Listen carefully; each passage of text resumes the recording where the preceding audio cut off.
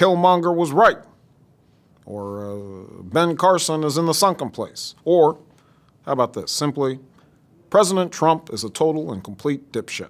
नमस्कार दोस्तों, स्वागत है आप सभी का ओनली आईएएस के यूट्यूब चैनल पर। अभी अभी आपने एक वीडियो देखा जिसमें बराक ओबामा डोनाल्ड ट्रंप को डीप शिट बोल रहे थे। क्या आपको लगता है कि किसी पब्लिक मीटिंग में एक प्रेसिडेंट दूसरे प्रेसिडेंट को ऐसा कह सकता है? तो जवाब होगा नहीं। अब ये वीडियो जनरेट कैसे हुआ, आपके दिमाग में ये डाउट आ रहा होगा, क्योंकि हूबहू बराक ओबामा आपको वहां पर दिख रहे हैं। उनकी बोलचाल, वेशभूषा, सब कुछ बराक ओबामा जैसी है। क्या ये इनका कोई डुप्लीकेट है? तो जवाब है नहीं। यहां पर एक टेक्नोलॉजी यूज हुई है, दैट इज डीप फेक। अब ये जो डीप फेक है, इसको समझने के लिए सबसे पहले आपको समझना होगा कि डीप सिंथेसिस क्या होता है।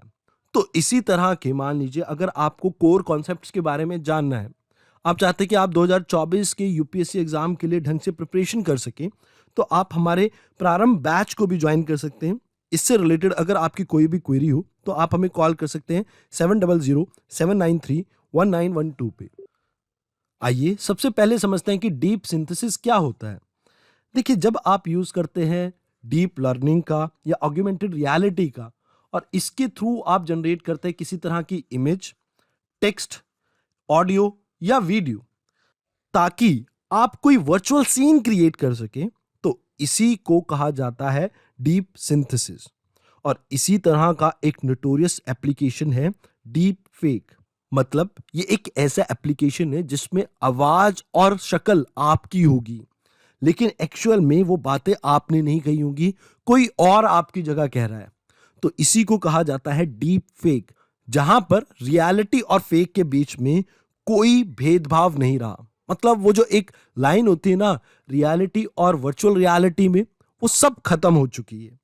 डीप फेक टेक्नोलॉजी से ना केवल आप वीडियोस जनरेट कर सकते हो, बल्कि इससे इमेजेस भी बनती हैं, ऑडियो क्लिप्स भी बन सकती हैं।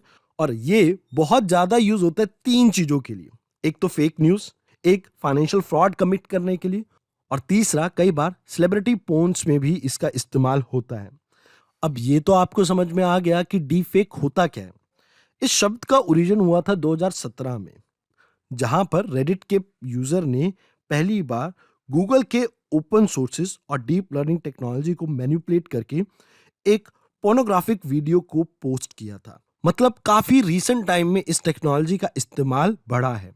अब इसका मिसयूज कई बार इलेक्शन के मैनिपुलेशन में यूज होता है, सेलिब्रिटी पोन्स में यूज होता है, सोशल इंजीनियरिंग, मतलब आप कहीं ना कहीं 2 कास्ट के बीच में या 2 रिलीजियस कम्युनिटी के बीच में रिफ्ट प्रोड्यूस करना चाहते हैं तो वहां पर भी होता है। इसके अलावा ऑटोमेटेड डिस इंफॉर्मेशन अटैक्स के लिए, जैसे चाइना इंडिया के साथ करता है, कई बार पाकिस्तान में इंडिया के साथ करता है, और किसी की आइडेंटिटी थेफ्ट के लिए, और साथ के साथ फाइनेंशियल फ्रॉड के लिए डीप फेक टेक्नोलॉजी का इस्तेमाल होता है।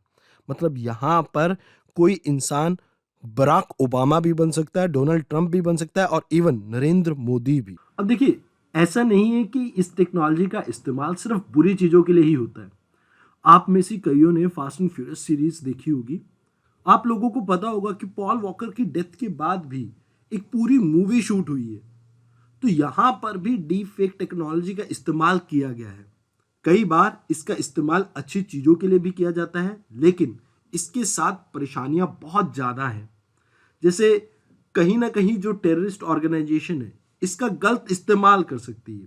अब जैसे इंडिया जैसी कंट्री जहां पर बहुत ज्यादा डाइवर्सिटी देखने को मिलती है, रिलीजन के बेस पे, रीजन के बेस पे, और आप लैंग्वेजेस के बेसिस पे देखते हैं, तो यहाँ पर इस टेक्नोलॉजी के इस्तेमाल से कई बार लोगों के बीच में गलत इंफॉर्मेशन स्प्रेड की जाती है, और इससे इंडिया की यूनिटी और इंटीग्रिटी के ऊपर इम्पैक्ट पड़ सकता है। तो हमें इस टेक्नोलॉजी से सावधान रहने की जरूरत है। ऑल्दो इंडिया के अंदर कोई भी लीगल रूल नहीं है इस डीप फेक टेक्नोलॉजी के अगेंस्ट। ऑल्दो कुछ एक लॉज है, जैसे कॉपीराइट वायलेशन का, डिफेमेशन का, जिसके तहत इसके अगेंस्ट, डीप फेक के अगेंस्ट हम एक्शन लेते हैं। अभी जरूरत भारत को यह है कि वो यूएस जैसी कंट्री से सीखे, क्योंकि यूएस ने डिपार्टमेंट ऑफ होमलैंड सिक्योरिटी के under deep fake task force का गठन किया है, ताकि वो डीप फेक टेक्नोलॉजी को काउंटर कर सके। इसके अलावा जो स्टेट्स हैं जैसे कैलिफोर्निया और टेक्सास, यहाँ पर इसे क्रिमिनलाइज भी कर दिया गया है। सिमिलर लाइन पे यूरोपियन यूनियन में भी आपको कुछ चेंजेस देखने को मिल रहे हैं। यहाँ पर कोड ऑफ प्रैक्टिस को इंप्लीमेंट करने की बात की गई है, मतलब कोड ऑफ प्रैक्टिस को अपडेट किया गया है, जहां पर जैसे आपने फर्म सुनी होगी गूगल, मेटा, इन सबको ये कहा गया है कि भैया आप 6 महीने के अंदर अंदर कोशिश कीजिए कि काउंटर कर सके आप डीप फेक को और फेक अकाउंट्स को। अगर आप ऐसा करने में नाकामयाब रहते हैं तो आपके ऊपर 6% तक फाइन लग सकता है, जो कि आपकी एनुअल टर्नओवर पे लगेगा।